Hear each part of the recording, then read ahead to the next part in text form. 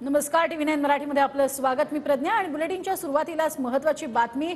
संजय मंडलिक आणि धैर्यशील माने यांनी उमेदवारी अर्ज दाखल केलेले आहेत। संजय मंडलिक आणि धैर्यशील माने यांचं जोरदार शक्ती प्रदर्शनही पाहायला मिळाले। तर मुख्यमंत्री शिंदेंकडनं कोल्हापुरात हे जोरदार शक्ती प्रदर्शन झालेलं आहे।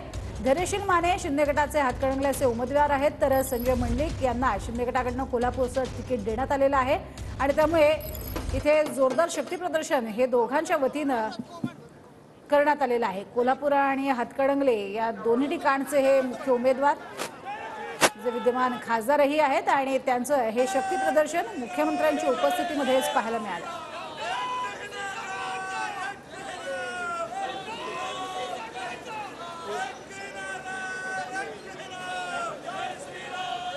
साहेब काय सांगाल, कशा पद्धतीची परिस्थिती दिसते हे सगळं बघू?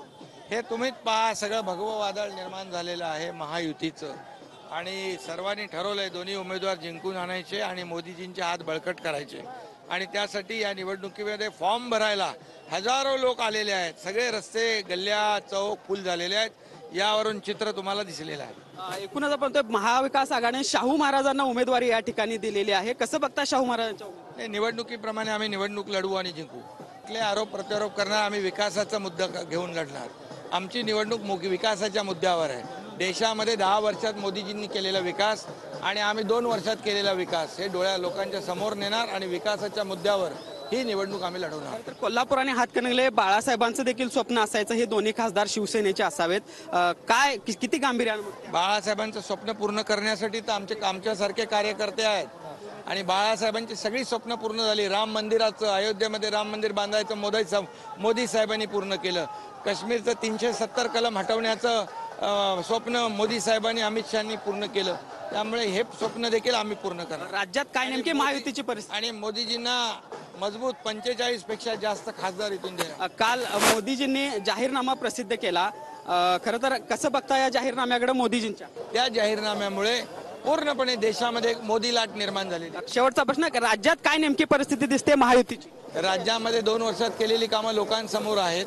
त्यामुळे पूर्वीचं सरकार घरी बसलेलं सरकार होतं, फेसबुक लाईव्ह सरकार होतं, आता डायरेक्ट फेस टू फेस सरकार आहे, फील्डवर काम करणारं सरकार आहे। त्यामुळे या निवडणुकीमध्ये 45 पेक्षा जास्तीचा काम आहे। तर पाहिलं आपण, हे होते मुख्यमंत्री एकनाथ शिंदे। जर्नलिस्ट सुनील काटकरचा भूषण पाटील, टीव्ही 9 मराठी, कोल्हापूर। तर विजयाची साक्ष देणारी ही गर्दी आहे असं धैर्यशील माने यांनी म्हटलंय। धैर्यशील माने यांचं आज कोल्हापुरात शक्ती प्रदर्शन पाहायला मिळालं। भगवी पताका दिल्लीमध्ये जाण्यासाठी सज्ज असल्याचं यावेळेला स्वतः धैर्यशील माने यांनी म्हटलंय। माने आज बोलूयात, महायुतीचं मोठं शक्ती प्रदर्शन या महायुतीनं आज सर्व शक्ती या निमित्ताने एकत्र केलेली आहे। महायुतीचे सर्व घटक पक्ष एकत्र येऊन महायुतीच्या दोन्ही उमेदवारांना परत एकदा राष्ट्रीय प्रवाहामध्ये मोदीजींचे हात बळकट करण्यासाठी पाठवण्याचा संकल्प करण्यासाठी गावागावातून आम जनता या ठिकाणी आज रस्त्यावर उतरवले आणि निश्चितपणे त्याचं रूप आज एक भव्य रूप, विराट रूप या ठिकाणी महालक्ष्मीच्या आवारामध्ये आपल्याला बघायला। तुमच्याबद्दल नाराजी आहे किंवा तुमचे मित्रपक्ष जे आहेत त्यांच्या पदाधिकाऱ्यांमध्ये तुमच्याबद्दल नाराजी, अशा एक चर्चा सुरू असायच्या, याला उत्तर मिळाले का? आपण सगळे आता जे घटक होते, इलेक्शन पूर्वी जी या ठिकाणी परिस्थिती असते, इलेक्शन सुरू झाल्यानंतर तशी परिस्थिती नसती। ही गर्दी पाहून काय ही गर्दी ही खऱ्या अर्थानं विजयाची साक्ष देते। संपूर्ण शिवछत्रपतींच्या विचारानं, अंबाबाईच्या पदस्पर्शानं पुनीत झालेल्या या नगरीमधनं खऱ्या अर्थानं भगवी पताका परत एकदा दिल्लीला जाण्यासाठी सज्ज झालेली। सुनील काटकरचा भूषण पाटील, टीव्ही 9 मराठी, कोल्हापूर। आणि त्याची मोठी बातमी, विजयाची साक्ष देणारी अशी ही गर्दी आहे असं म्हटलेलं आहे धैर्यशील माने यांनी।